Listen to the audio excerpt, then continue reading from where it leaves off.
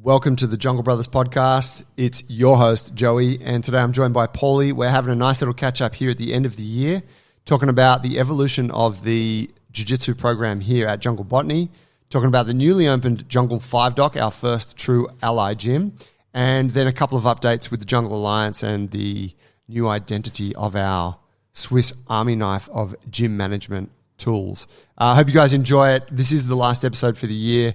We appreciate you guys having been a part of the show for the last year.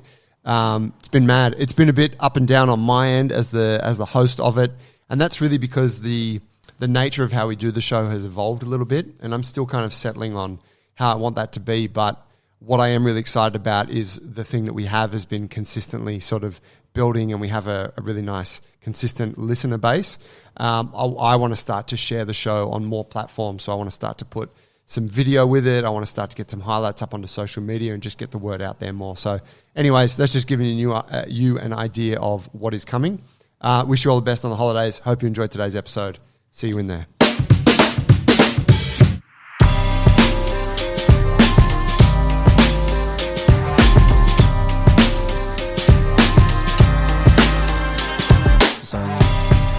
And you need to kind of start fresh.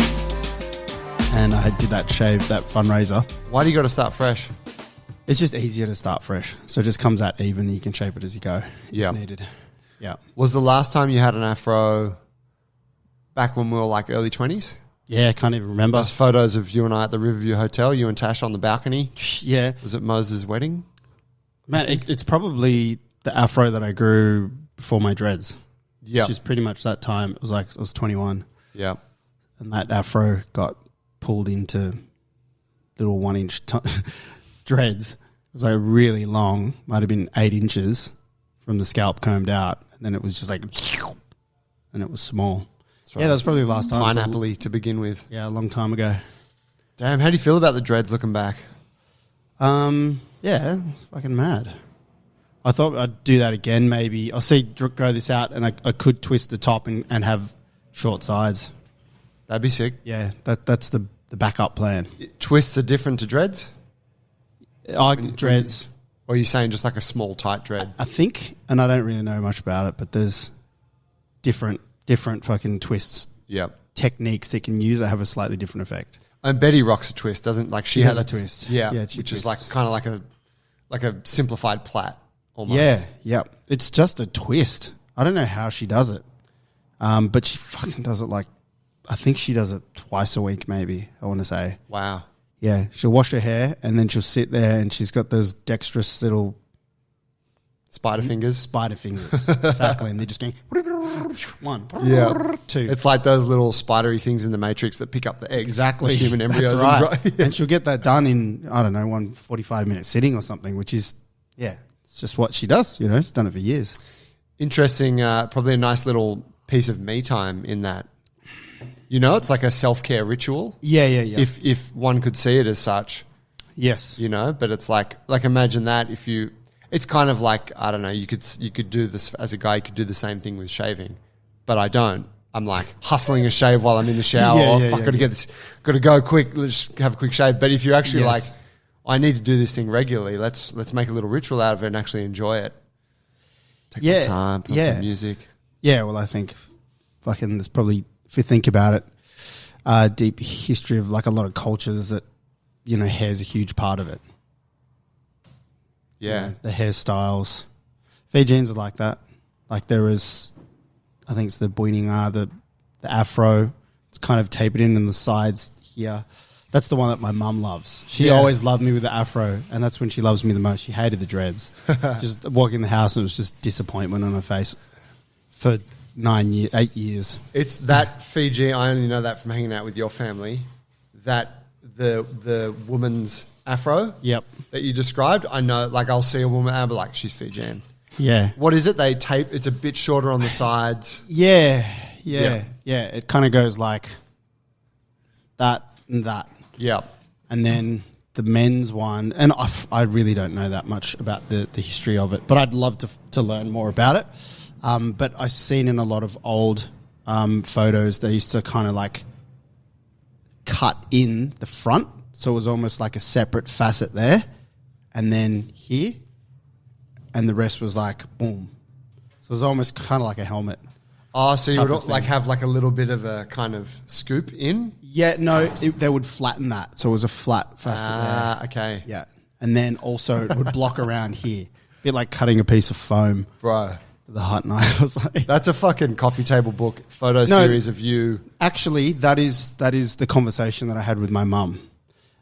So we spoke about hair, and we had this idea to make a photo series. And that's when I was like balls deep in photography. I was like, okay, mum, you're the one that's telling me all this, and you really love your hair and the women's hair, and you're telling me these old stories. Why don't we like get together and make a book on it? And that is like still a conversation that I've had with her. It's like, let's make that book, mum. Yeah, I need to learn portrait photography though. I would love to do it in a certain way. I've had some ideas on it. Bro, you're good enough now. Yeah, we could totally do it. Take the trip with your mum, road trip, Fiji. Basically, How sick would that it'd be be? so good. One of these days. I know, right? Yeah. I still have my dreams of doing the barbershop coffee table book. Every time I drive past this little Greek barber on Botany Road up here in Mascot, and he's open at like fucking 5:30, and there's like an old Greek guy in there with him, and they're smoking cigarettes, cutting. I'm like, he's not going to be there for long. Yeah. Yeah, I'm like, you got to, like, you want to capture these images while those people are around. Totally. The guy, I don't know if he's still there down at Banks Meadow. That He's there. Is he I still saw there? him. Yeah, I went there 3 or 4 weeks ago. Not for the barber, Okay. but for the old DeLuca. yeah, There's a new place there, and I think it's Turkish based, and it's really good. Oh, yeah? we should actually go down there. okay. Yeah, it's a cool little place. But anyway, he's next door, and he's still there. He's mad. He's got the packet of cigarettes, like he's smoking in the shop when no one's there. Is he? Yeah, you walk in there and like there's an ashtray and it smells a little bit. I never dared to cut there, but you used to. Yeah, I think I regretted it. Looked like every other bloke in Botany, or every other bloke at the Sir Joseph Banks Hotel. Too funny. Talk to me about what's going on at the gym. We've come to the end of the year. This is where are we now? It's Friday, so Christmas Eve tomorrow. Christmas after that. A lot of shit wrapping up. Big Jits program stuff. What's doing? Yeah. This week, it's a quieter week in the gym. Right now, we're 2 days out from Christmas. Tomorrow's Christmas Eve, so a lot of people kind of started going away already. So some of the classes, thinning out a little bit. And there was a lot of big energy kind of last week. We had, as you said, an announcement with our jiu-jitsu program here at Botany. And basically we're joining forces with formerly known Alliance Gym, now called Vantage Jiu-Jitsu over in Rose Bay, headed by the one and only Adam Charles, Joey's coach. And My coach, the man who gave me my black belt. correct. And, you still train there. And because of that relationship, we've grown a relationship I have with him and his students with our students. So we just thought, hell, we should actually make this official sometime, because there's only benefits that we could see with making a more official relationship between the two places. We went ahead and did that. We sat down, we worked out some basic kind of not parameters, but just some agreement of like what this is. And we thought, okay, let's do it. We had a grading day on the weekend, and it was fitting that we would make that announcement to our jiu-jitsu students and to the gym on the Saturday. Yep, and it went down really well. Adam came down. It was full. A few people were getting their belts, coloured belts, and it was a mad day. Yeah, so it's really big for us, I think, because it like I said, it grows the team, even though they're how long is the drive over there from here? It's about 25 minutes. 30 minutes.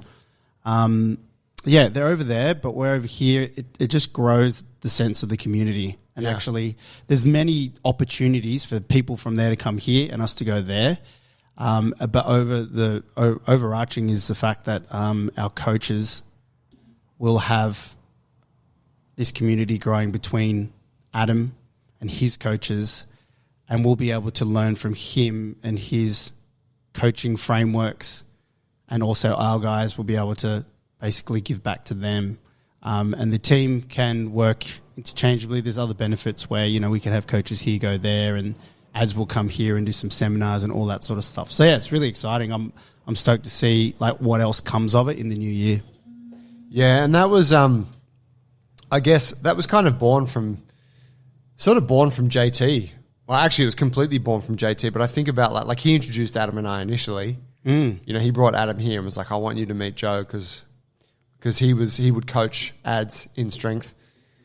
And then he's like, when I'm not around, you should train with Joe. And so he started training with me, and then I started training jits with him, and that's how our relationship started. But then I think it was JT who was the former head of the jiu-jitsu program. Correct. Right? Last couple of years. Who started telling the guys, hey, you should like get some cross-training in, like train with some new people. It's good for your jiu-jitsu. Go over to Alliance. And he was coaching there once a week, so all of a sudden, yeah, JB's people started to go there, and then it was the competition thing where we couldn't register under our gym because we're not officially recognised. Mm-hmm. So Ads was like, oh, just use my gym. So then our competitors were registering under Alliance, which is their old name. So yeah, it was almost like we're almost in bed together at that point. So really this is just sort of officialising the partnership that was already sort of there. Yeah, totally. Yeah, I forget how that connection happened with JT, but because that storyline goes way, way back. Yeah. But between him and JT and them kind of coming up together and living in Brazil at a time together. But just that, how you got to know Adam, because it's been so many years under the bridge, I've just kind of forgotten how that happens. But yeah. Was that when JT moved up here or before that? Before. When he was visiting? Yeah, it had to be. Yeah. Had to have been. Okay, Yeah, he came to Sydney on a judo tour or something. And he came and trained here that night. Ads came and trained first time I met him. And we played judo after, I remember that. I was like, who's this tall fucking skinny guy? I'm going to smash him. And then he bashed me. I was like, oh, he's actually pretty good. And he's always said to me, he's like, yeah, when I rolled you that first night, I was like, he's a strong athletic guy, but his jiu-jitsu is not very good. I was like, thanks, man. Great. Yeah, but yeah, that was the beginning of it. So yeah, it's fucking great how it's worked out. Yeah, I should mention JT did a lot for the program, man. Like when he moved up here and took over the head of it, he's done an amazing job just bringing a lot of energy to it because he's fucking so passionate about jiu-jitsu. It doesn't matter whether you're paying or not. He's got friends coming in. He's just trying to put black belts together, come and meet on the mat, coaches in the gym, like a lot of the coaches who coach downstairs that don't do jiu-jitsu, he's like trying to make it available to put it in there. He just wants everyone to do jiu-jitsu, that guy, doesn't he? Yeah, he's a real ambassador. Yeah, he is. So, he's moving on to other things. He's doing stuff. He's still around in the gym. But Nate, who has been right there leading the tribe and the jiu-jitsu team and coaching them, he's taking over officially as the head from now on. Adam will be kind of the remote head over. We've got a name for Ads' role. That's what I want to sit down with you before we meet with him in January, which is some of the comms. Like I want to call this motherfucker. Yeah, what do we call it? Because that ends up being pretty crucial sometimes. It's like, what is it? Isn't it an alliance? And what do we call him? We should call him like Helio Childs or something and put a photo of him on the at the end of the mats. Actually, it makes me think, like a lot of jiu-jitsu gyms have the classic photo of Elio. Yeah. Who's the creator largely, or the sort of the godfather of Brazilian jiu-jitsu for those who aren't aware. Yeah. But most jiu-jitsu academies, or a lot, particularly the Gracie branded gyms, will have a picture of Elio. Yeah. At the in the center, and you'll often bow to it or whatever. Joel at Gracie Balmain just got his one redone. He's got a designer. He got it redone, like sort of cartoonized. Oh, okay. Like, or not cartoonized it's just kind of it's more of a graphic image. Yep. But it's been like hinted with like Balmain colors, like Balmain Tigers and shit. It looks great. Yeah, something like that would be, that's respectful. Is kind of cool. Yeah. Yeah, I actually think we should have the photos of. Yeah, we should have JT. Well, yeah, but not even necessarily a lineage. From just the point, homage. Exactly, because the lineage is always like, well, who gave that person their black belt? Whereas for us, it hasn't been that. Like Adam gave me my black belt, but I'm no longer part of the coaching of the jiu-jitsu here. JT and Adam are counterparts. They've never graded together or anything like that. But almost just like who have been the key players in the story of the jiu-jitsu program here. Yep. You know, and there was, we had Dave Brooksbank, we had myself, we had Paul Smeebert. Yes. You know, Yep. we had JT. Now it's Ads and Azza and Nate. Yep. Yeah, something like that could be kind of fun. Yeah, hell yeah. Key players. Bit of a, you know, it's our way of doing shit, right? Like it's a little bit against what would typically be done in a jiu-jitsu gym. There's perfect space for it as well, either at the top of the stairs on that wall or along the stairs, Yes. you know? On your way up. Yeah, and then all of that, and then I'm at the top. Yes, bro. Yours just floats. You can slot it in wherever it wants to be. That's right. Put it over Nate's. Yeah, bro. JT brought a lot to it. I am always blown away at how generous that guy is with his time. It's ridiculous. If you know, you just see him, he'll be like hanging out with a coach, doing PT private with him for jits, going through stuff, and you're like, I don't think anyone's paying for that. It's just like, yeah. Oh, you want to learn some shit? Let's get together and I'll take you through it. Yeah. He really is he is passionate and generous in that way. Does that with members too, you know? And he's a real, he's just one of those guys who's destined to be a coach because he really loves sharing information, and he can pick out that person who's not being seen. I've seen him do it with members and just basically make them feel seen and just fucking give them time. He's unreal like that. Nate's the same too, you know, and these guys, they spend the weekends coaching people, you know, and at competitions, I should say, where it's like, whatever, fucking 8-hour days on the weekend. I don't know, Nate's got a family and stuff too, and they put a lot of work into it. But, you know, it's where that work crosses with passion, so they do love it, but it is hard. It's hard. Yeah, there's a lot of charity being a jiu-jitsu coach for sure. Yep. Stuff that we're probably not as familiar with in the fitness realm. Yeah. I mean, fuck, I know coaches that have been coaching for years that still don't get paid because they're like, oh no, like my coach asked me, professor asked me, and you're like, I mean, that's cool, but that's your time and you've got a family and all that shit. You know, it's fine that people want to do that. But yeah, it's definitely like, well, it's a martial art, isn't it? It's somehow a bit, it's sort of still in antiquity in some ways. I think there's space for that too somehow, but it is hard to...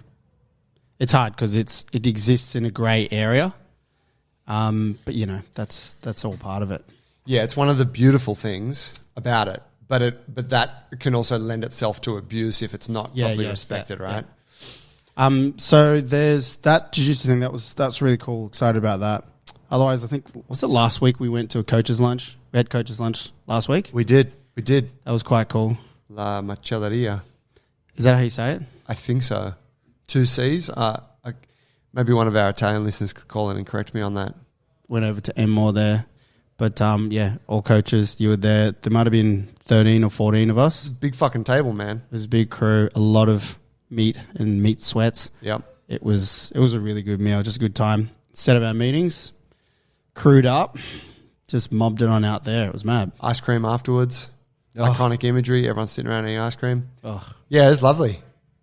It's funny, those things. You're always like, oh, why don't we do this more often? But it's hard to get 13 people together who are busy working in the same business, because usually when someone's not in the business, someone else is to keep it moving along. Yep. It was the first time the gym was closed for a few hours. Yeah. Yeah, that's a rarity. Yeah, it's been a long while since we've done that. How are you feeling about reflecting in the last sort of 6-12 months about the whole coaches development piece here at the gym? Yeah, truthfully, I've been reflecting over the last few days quite a lot about it. I haven't really come up with that many solutions yet, but it's that time of year where you look back at it. We had a few conversations in our meetings yesterday, which not everyone's here because some people are on holidays. We centered it around programming for the year. And, yeah, look, there's always room for improvement. Coaches development, the gym really exploded with a lot of coaches this year. And I guess you could talk about, there was some factors to do with just how we broke up management, and that shifted going on a year and a half, almost, I think it's 2 years into, a year and a half or more. That changed how we ran things here. And then we had the COVID. So it really was a funny year where the team grew and there was some growing pains that went with that. I think we did a good job, but we can just do a better job next year, and we're excited for that. Like Dylan, as always, he's hungry. Like we're already looking at ways that we can redo it next year. He's always hungry. Dylan Goggins, motherfucker. Yeah. I'm out here because you ain't. Oh God. Yeah. So yeah, it was really cool. Like God, we got a really great team, and they've repeated that to us at different times. They've come and said, when we're training downstairs or just in passing, like, fuck, we've got a good team now. We've got good characters. That's what a couple of them said. Yeah, we've got like a good variety of characters and people with different strengths and stuff like that. So that's really strong at the moment. The bond is strong. So yeah, I think that as a base just means that, anything's possible in the new year. Dylan, yeah, we're also looking at ways of restructuring how we help them, like from the top. So yeah, nothing's concrete at the moment, but it's always tricky having that many personalities and that many kind of personal training businesses happening at the same time. But we're going to take some time in January to try and forget how we're doing it right now and reimagine it a little bit. Shifting some of the roles, naturally moving towards Dylan and myself doing different things. But yeah, that's kind of yet to come. How do you see it? Sure. Oh man, it looks great from where I'm standing. Yeah, it looks fucking awesome. I mean, I was just chatting with a guy this morning who works in another gym, comes and does some coaching with me, and he was sort of talking about how, he wishes they had something like that going on where he's at. And how it's like, fuck, I see the system you've got for your coaches and how it develops them. And I was like, yeah, it really does. Like there really is a lot of effort made consistently towards making the coaches here better. And I just think that it's kind of like when a person comes in to want to know about the gym, and what you're trying to tell them is like, look, if you join this gym, like I will feel more passionate about you achieving your goals than you will. Like I can make that assurance to you. I'm more committed than you are. And it's the same with the coaches program. It's like, if you're here, like, and this is when I say, I'm talking about you and Dylan. It's like, we'll give you everything we can to make sure you're successful. Yep. That's absolutely all you can, like that is the maximum you can do, right? And then the rest is on them. And it doesn't work for everybody. Yep. That's fine. Just in the way that the gym doesn't necessarily work for every, member. But, yeah, I think that's so cool because you see it, step into other gyms and there is no mentorship. It's just like, hey, you work in the gym now and you coach these classes and you can do a few PTs. And it's sort of like, that's fine if that's the model. But I can't help but think that for anyone that's getting into coaching, they want to grow their own thing. Like they want to develop as a person. It's very rare that you get someone that's like, hey, I just want to coach 3 mornings a week and do a handful of PTs and I never want to do anything else. So then it's like, well, all right, well, if you want to do something else, then let's help you do that thing. I think it's great. Yeah. I think that I sometimes worry that some of the coaches don't quite understand how special that is. Yeah. Yep. I believe a lot of them do. Case in point, they come and say thank you and they express that to you guys. But yeah, I really think like in the same way that we've had members I remember we've had some members in the past who never trained at any other gyms.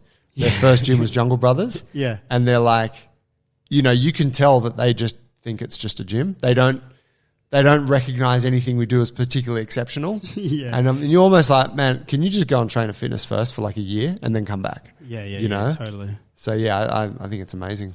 Yeah, I think like to us, it just seems like besides it just seeming like it's the right thing to do, like it's the right thing to do, like help your staff to, be better. I mean, we're coaches as well because it's in our nature, as in Dylan and I who are managing this group, we're coaches as well. So we like develop Joe from freaking local guy in Botany.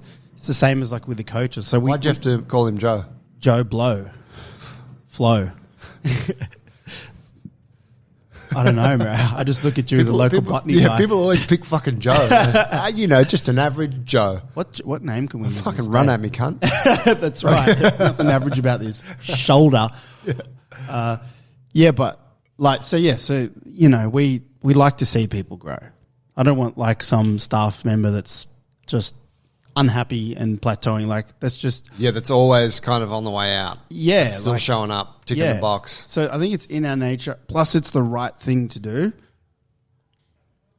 And I won't even kind of go into that. But the other piece is that, and it was kind of quite a win for us this year was, it was an intentional shift to put more time into the coaches because they put back into our business. So the more that we can get a buy-in from them and have them successful and happy in this space, the trickle-down effect happens onto our members.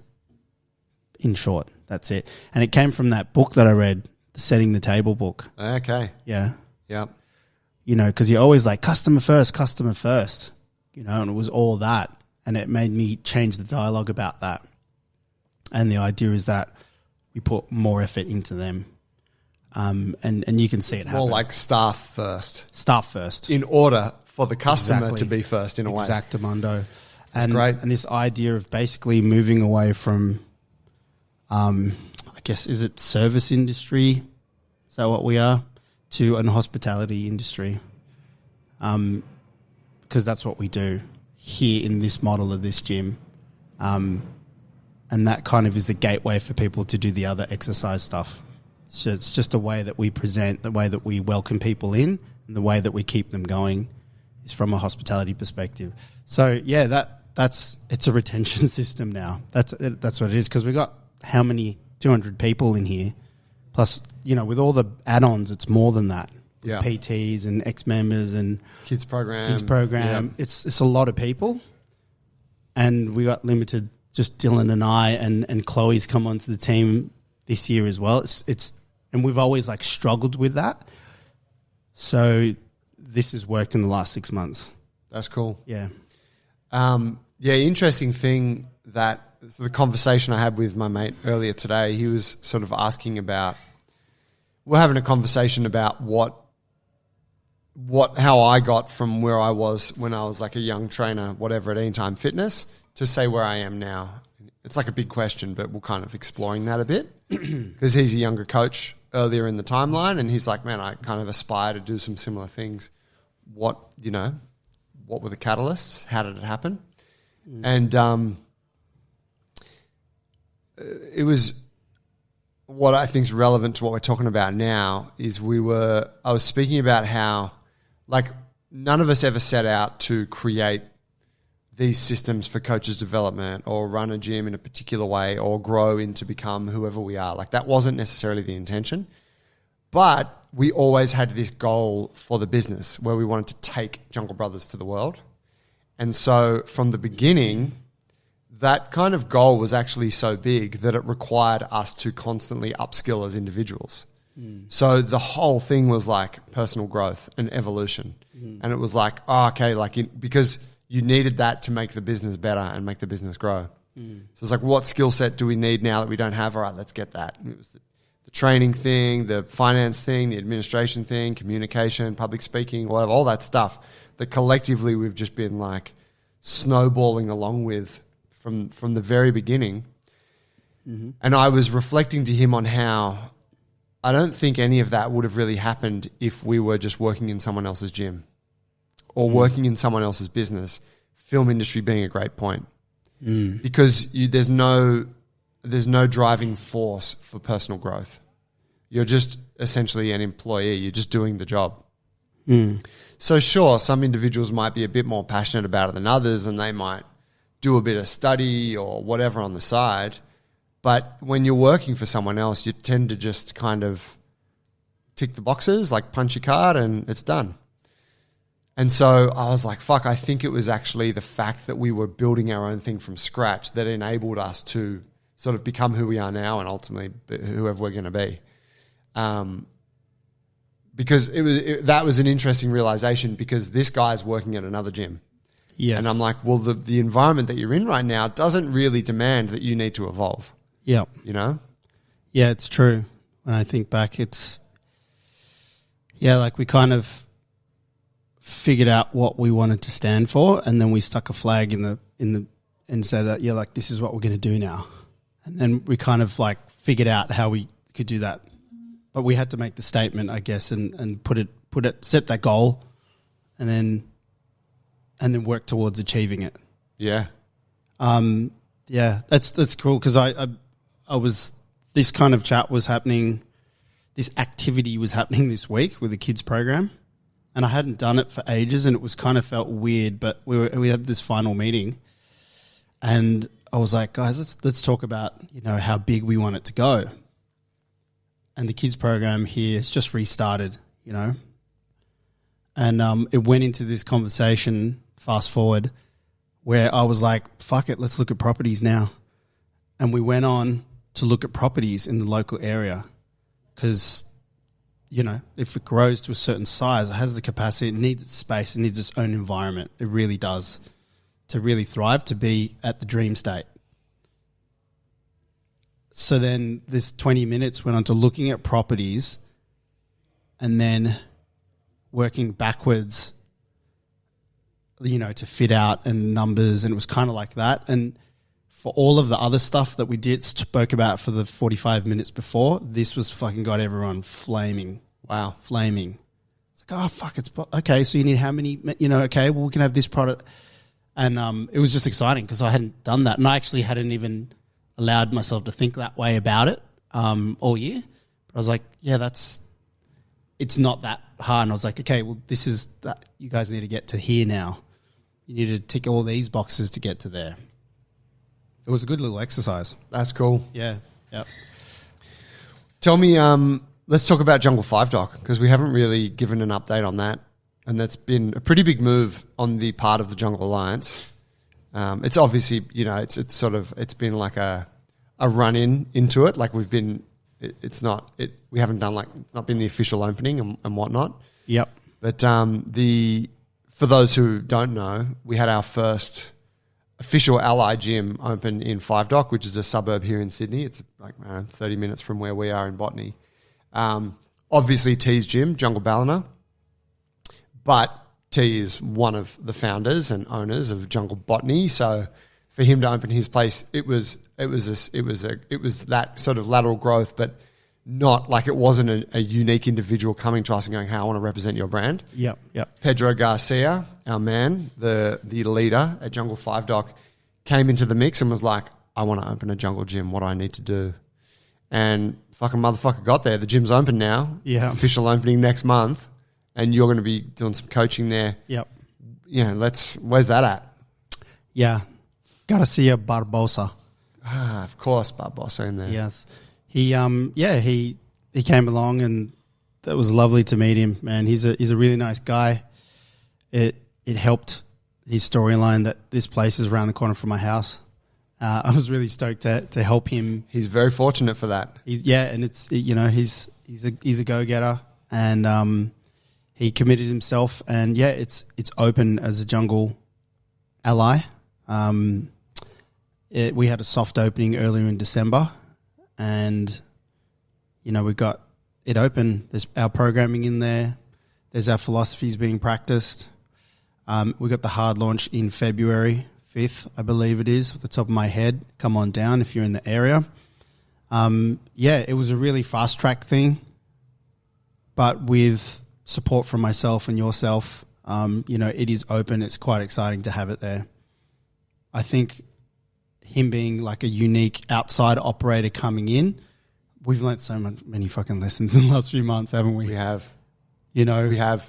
I mean, to speak very openly about that, we were full of apprehension, right? Because this guy he's essentially an outsider. He's not been a member of our gym. He's not been indoctrinated into our style things. Like you could take one of our OG members and they know the product better than he does, in truth. But this guy's like, man, I got a gym and I bought it and it's an existing brand and I'm not passionate about it and I fucking love what you guys do and I'm willing to do whatever you tell me I got to do to make it one. Yep. And it's like, we spoke about, we're like, how can we say no to that opportunity? Like someone with that much drive and belief, he's another Dylan, right? That you're like, all right, like if you want to be that guy, let's do it. And that's, you know, in terms of the support, like for us, that's what's going down now is it's like, all right, he's doing a good job. There's things that need to level up more. And that's what we're learning. All right, cool. How do we create a system to teach him that? Yeah. You know, what does that need to look like? I think it's so cool. I you know, as a protector of our brand and our business as you are, yep, you always have that apprehension of like, oh fuck, am I putting this in the hands of someone that's going to disrespect it? And you always come back to like, if you trust in that person's values and who they are as a human, yeah, you're fine. Yeah. Like, so he was an outsider and for the effect of the story, like it worked well to say that, yeah, OG members would know more about the brand than he would. But like we obviously spent a lot of time with him and he actually has philosophies and life values that fucking fully align with us. He's got this fighting background in capoeira and he's very active in that area, very passionate kids coach. And he's got that shift that's happened in him in recent years and he was just figuring out how to express it. It was like when he found us, it was basically, you guys are doing what I've been thinking. Did he show you like his 10 years ahead Ubuntu business plan? No, he didn't. Well, you know, he probably got enough stuff to deal with him, but he shared with me a business plan that he wrote when he finished his Cert 4 or Diploma of Fitness, I think that he did at TAFE, and they had to write a business plan. And he wrote one for a gym, you know, a future gym called Ubuntu. And I can't remember what it means, but it means something that's very closely related to our philosophy. So cool. And he's, you know, I read, he's like, look at this. And he sat me down and like, you know, made me look at it. And it was fucking Jungle Brothers. You know, it was like the combination of all the things. Yep. He was articulating, you know, and he's like, that's why I'm fucking this, because I know what you guys are about and that's what I'm about. Yeah. You know, it was cool. That's cool. You know, I don't know about that. I feel like I've seen that word somewhere before. There's a beach town in Sao Paulo called Ubatuba, which is quite popular. Yeah. Oh, okay, I'll have to ask him for that. It looks like a very good Brazilians word. Rolling in their grave. Yeah. Yeah, it's a cool word. Yeah. You'd never call your business in Australia because everyone would fuck it up way worse than I did. Sounds good. Yeah, it sounds cool. You did it good. But yeah, so, you know, like what a cool crossover, right? Yeah. And he was like, I found you guys and great, you know. And when that statement I made about a member having, you know, that's not in any way, it's just the reality of like, fuck, someone's come along that wants in, that is meeting this for the first time. Yes. And it's the same with our coaching staff, that we kind of have a standard of, you need to be a member for 3 months before you can be a coach here, because you just got to know the shit and the tribe's got to know you and you got to have a place within it before you stand in front of them and try and lead, you know. But sometimes people come along, coaches come along where it's like that luxury of time isn't there. They want to start now. They got an amazing skill set. They seem like the right person. Let's do it. Yeah. You know, and so I also think there's nothing wrong with breaking that rule when it's right, because those opportunities don't come along all the time. You don't meet guys like Pedro, guys like Dylan. Yep. You know, there's not a lot of them. Yep. Yeah, so it's open and look, all the work's still ahead of Pedro and us. The foundations have been laid out. We're going into the new year now, into a break, and, you know, he's fucking excited as. He's had a crazy kind of month and a half just with his personal life, and he's, you know, busy in the capoeira community as well. So we ended up having like all these fucking events and things that are overlapping the opening, the soft launch opening. But we saw that happening when we were planning for the opening, and he was like, nah, let's fucking do it. It's now or never. But yeah, excited for, you know, all the things to come next year. We've got the hard launch, and it's just really nice to have this break, setting an annual plan and, you know, having a little bit of reset and then fucking going hard next year. Yeah. If you're listening and you're in the inner west, go check out Jungle 5 Dog. Get in there, do some classes, put the heat on him, tell him it's not good enough. You know, like just go there and be part of the gym and check it out. You know, I'm keen to get in there. We went in on, I saw you there on their opening day. Yep. And you're obviously going to be over there a couple of mornings a week. I'm there 1 day a week, and I coach a class in the morning and a class in the evening on that day. Beautiful. And then I'm there for the day. Beautiful. So on that, let's talk Jungle Alliance. Yeah. We've come to this sort of crux where we're like, we have our piece of software that we built, which is essentially, I've been calling it the Swiss Army knife of gym management. You like that? I do. It can do everything. It's our piece of software that we built that you run your gym through, and it's built for the ultimate member experience. They can like engage with the gym through the app and through the kiosk, and then your classes are presented through it on the screen with the programming and that whole shit. Does it have the toothpick? Fucking oath it does. It's got the little scissors. Scissors? Yeah, the scissor one. That's sick. So what we initially did was we called that. We were like, this was my idea. You're like, what should we call it? Because you were building it. And I'm like, we should call it Jungle Alliance because that's the name of our business and that's what we want to proliferate. And then it just came to realization recently. It was like, that's a shit name because we're trying to talk about our business, the Jungle Alliance, and also this product within the business that's also called the Jungle Alliance. It fucking needs its own identity. So we settled on a new name, Canopy, and we're going through this process with our designer, Johan, which if you don't know Johan, he's been our man. He's designed all of our branding not from day one, but the recent, like, I don't know what, the last 8 years? Yeah. Like pretty much since we got organised. That's right. Since we got shit together.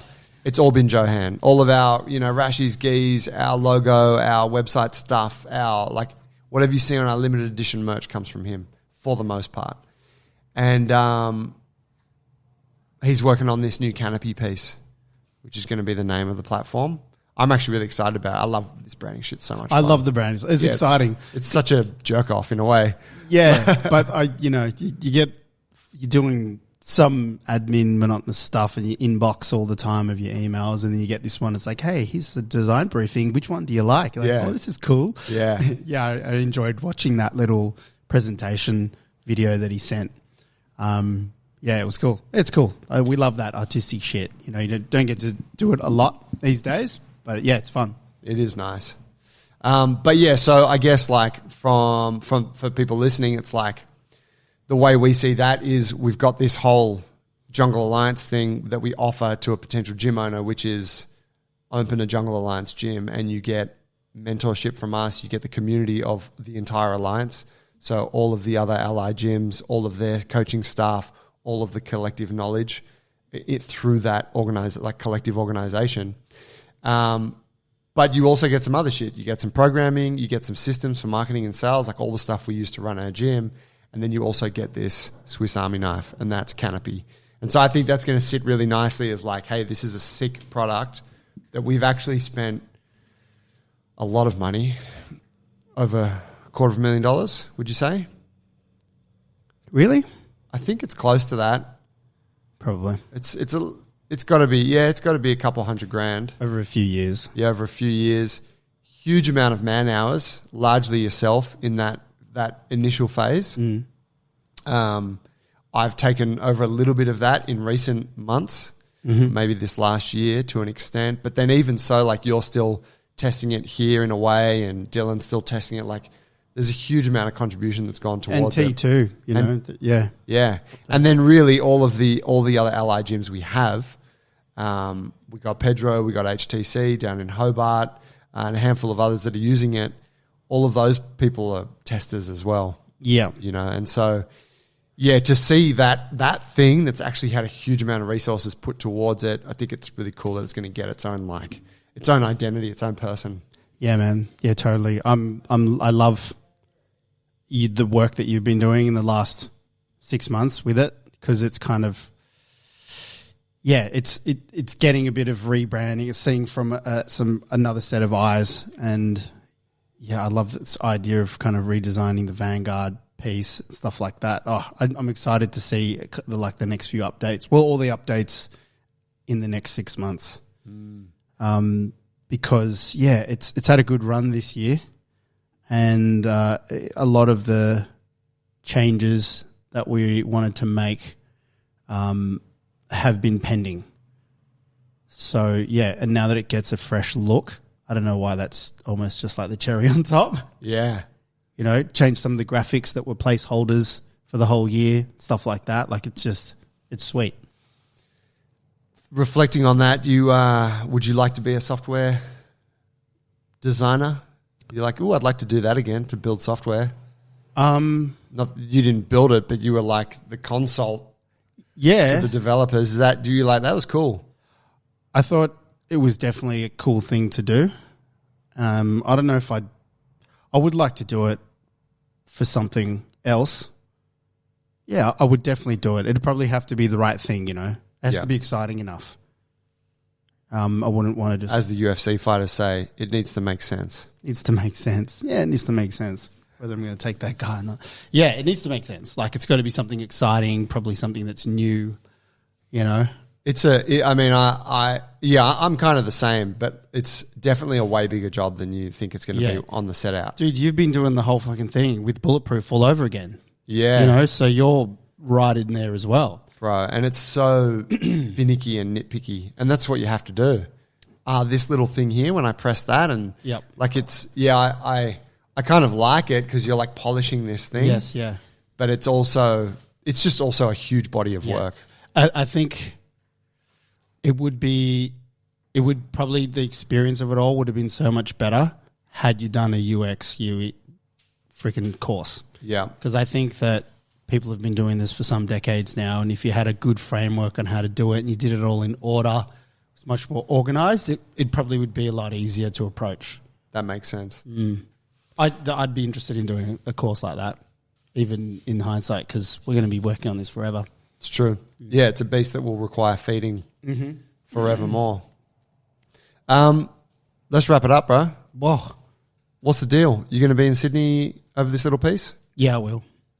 You taking some time off from the gym, I take it? Yep. Just in the gooch there between Christmas and... Just in the gooch. I'm really trying to lay that down in popular culture. I like it. It's the gooch of the Gucci. I'll be around. You know, family things. We got the big one at our place at 5 o'clock tomorrow.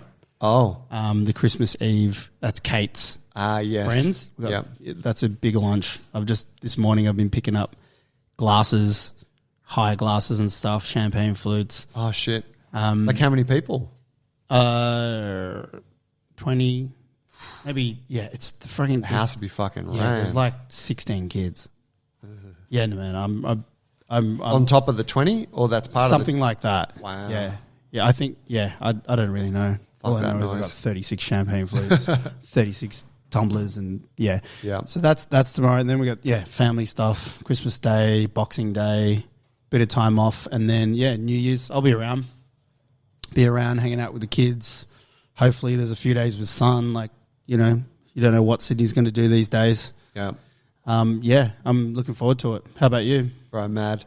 Not too different. Nothing on Christmas Eve. But we're doing a breakfast at our place on Christmas Day. Just us and our neighbour. Yep. Marg, who's a legend. Yeah, she's been in the hood for a long time. And she's really she's been loved. You know, she took to us when we moved in, but she's really taken to Leo. He goes around over there, walks up into her place, goes into her house. Cool. She shows him around, gives him toys and shit. But we've invited her over. She's alone, so she's going to come over and have Chrissy breakfast with us. And then we're going to go down to Mum and Dad's, who are on the South Coast, like at lunchtime. And then we'll spend a few days down there. Wicked. So, I'll be on the South Coast, probably catch up with Will Grant. Mad. Do some jits maybe. Take the kids to the park or something. I like to get a little bit of training in down there while I can. Perfect. Yeah, and then I'll be back before New Year's, where hopefully we'll catch up. Picnic, man. Picnic, brah. That's the talk. Let's do it. Yep. Yeah, I'm keen. Get the seafood. Fucking cold cuts, cheeses. Oh, man. Baby. Keen as. All right. Have a good Christmas. You too. To the fam listening, thank you guys. It's been an awesome year. We appreciate all of you that tune into the show. I get to touch base with some of you every now and again, and I'm really stoked we're really stoked that that you guys listen to it and you get something from these conversations. It means a lot to us. Have some big plans for the show coming into the new year. One little update is that we've been putting all of our episodes onto YouTube, starting from episode 1. They're not videos though, because we don't record it. It's just like an audio with some graphics. So whatever, if you're at home and you would rather listen to it in a different format, you can find us all. It's on the Jungle Alliance YouTube page. Hook that up. But yeah, some more shit coming on the show for next year. We'll see you guys then. Be safe. Stay hard. See ya.